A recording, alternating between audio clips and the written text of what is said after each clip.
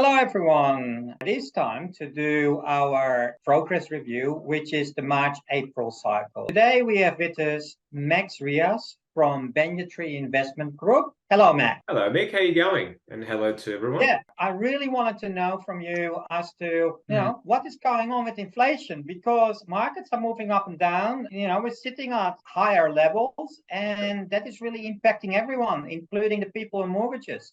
Can you tell us more about what is going on with real inflation now and where it's heading in the next couple of years, please? Just quickly discussing where the inflation has been. Look, general prices in the economy were rising about 1 or 2% for the past 20, 30 years.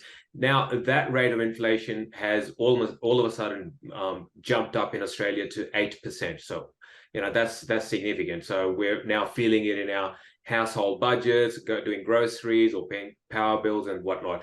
Now, the expectation is that it's our expectation, at least, that it's going to stick around for another year or two. Our hope is that it will stabilize at 8% and it will come off from there onwards. And the reason why inflation is holding up at these levels is one side is obviously the energy prices and the higher oil prices that people have been paying for, that's imported from overseas. But also there's been a lot of money, moving around in the economy. People have obviously taken out loans. There's been low interest rate mortgages and whatnot. So there's and the government threw a lot of money into the economy during COVID as well. So what that led to was spending really took off. That's pushing up the prices in the general economy. To answer your question, I think we will see the corner on inflation soon. With obviously the RBA, or the central bank, has been raising interest rates, which everyone knows about. But I want to just quickly touch on forecast for the economic growth for Australia is not one of recession. There's no recession expected this year. On the whole, the average economic growth is around 3%. In good years. This year it'll be around 1.5%. Next year it'll go back up to 2%. That's the expectation. Unemployment is another measure of recession. If if you've got your job or you're holding on to your job, then it's fine. So unemployment number in Australia is going to remain, or expected to remain, at historical lows, so generational lows, so around 4%. So even throughout this year and next year.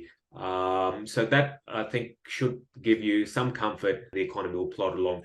The other question is mortgage rates. We have been there before. We can go through it again. I think mortgage rates they have already risen to around 5.5%. I think they will stabilize at these levels. They'll probably go up to 6%, but that's about it. I think you should expect mortgage rates to hold at higher levels going forward. And talking just quickly on the people talking about housing prices coming off.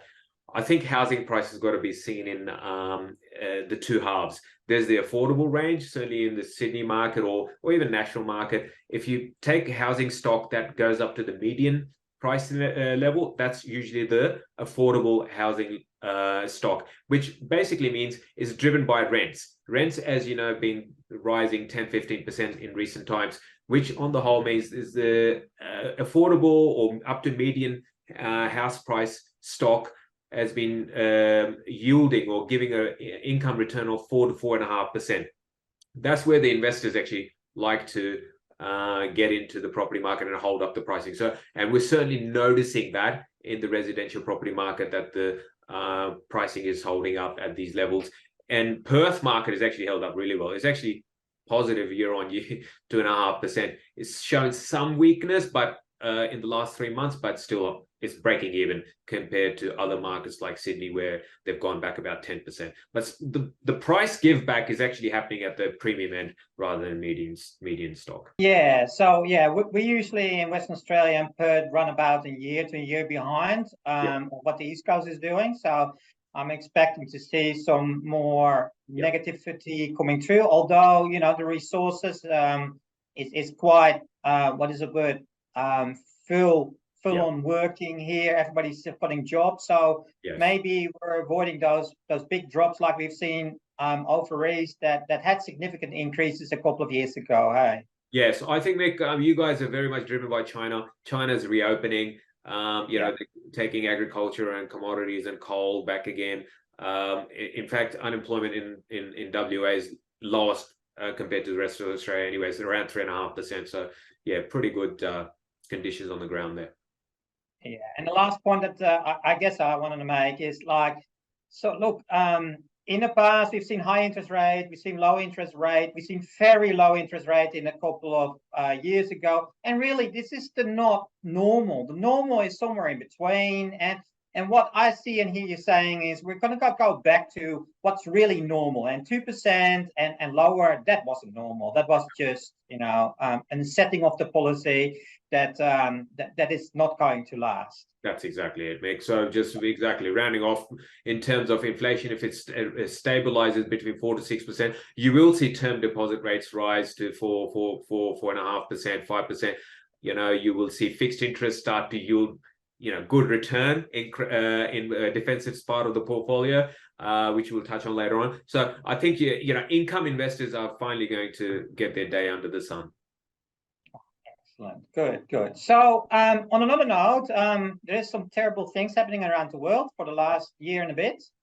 And one of them is the war in Ukraine, and our friend Putin at the other side of the world playing not so nice games with those people down there. So looking at that, there is a new offensive happening right now, and the Western world is talking about an offensive, a counter-offensive sometime in spring. When those tanks arrive. What's your take on that in relation to world economics and certainty, and as a consequence, obviously, on the share markets? I think, Mick, this is another reason why I think the inflation is going to remain sticky, because Putin may continue to hold an offensive or episodes of offensives, which may impact. He actually exports a lot of fertilizers to the world. If you talk to the farmers here in Australia, they used to import directly from Russia.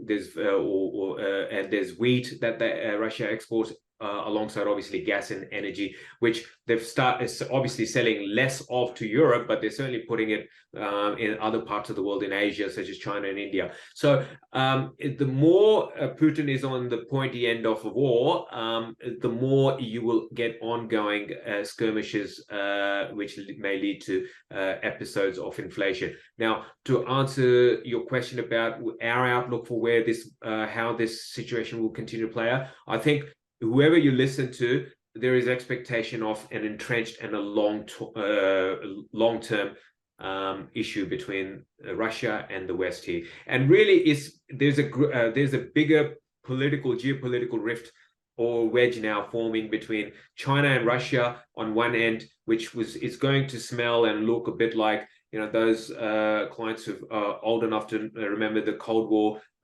between Russia and China back then as well, versus the rest of the world. It's two ways of how societies should be organized and managed. There are two differences of opinion. China is now economically very strong. It's using Russia as a proxy to exert its influence and what it can and can't do. So I think you should take as a base case going forward, this situation is not going to resolve. It will probably settle into a kind of a Cold War, like a ceasefire, a bit like what we're seeing between North Korea and South Korea, where they will know that, they shouldn't step on each other's toes or else.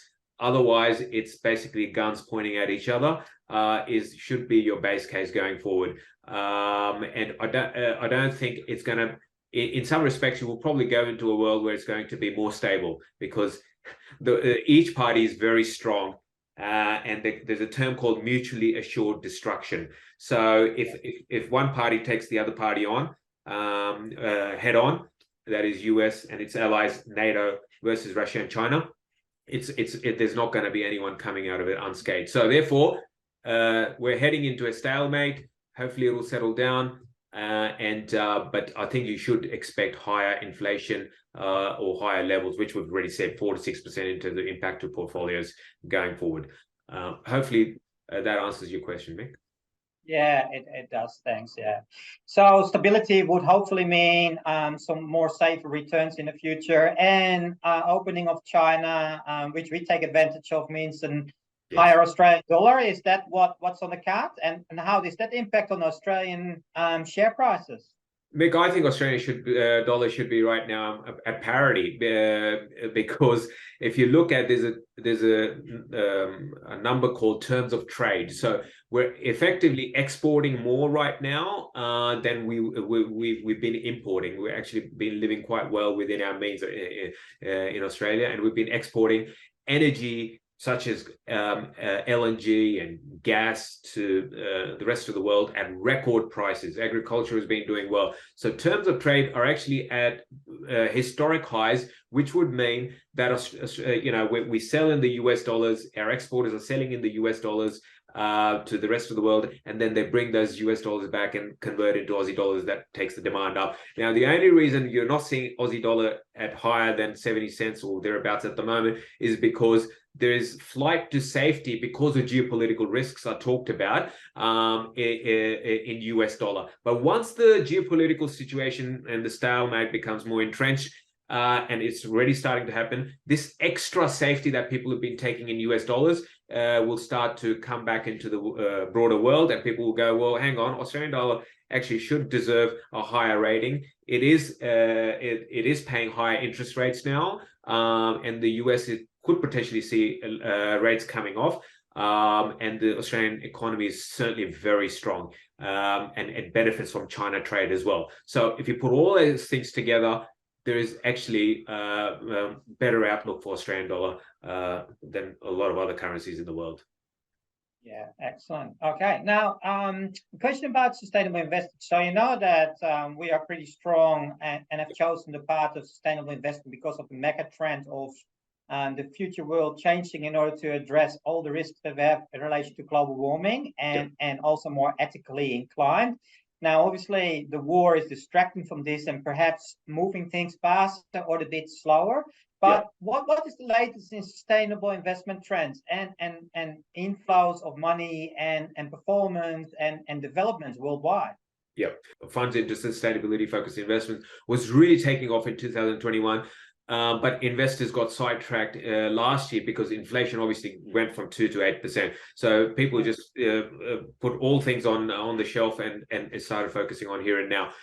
That focus is now coming back on.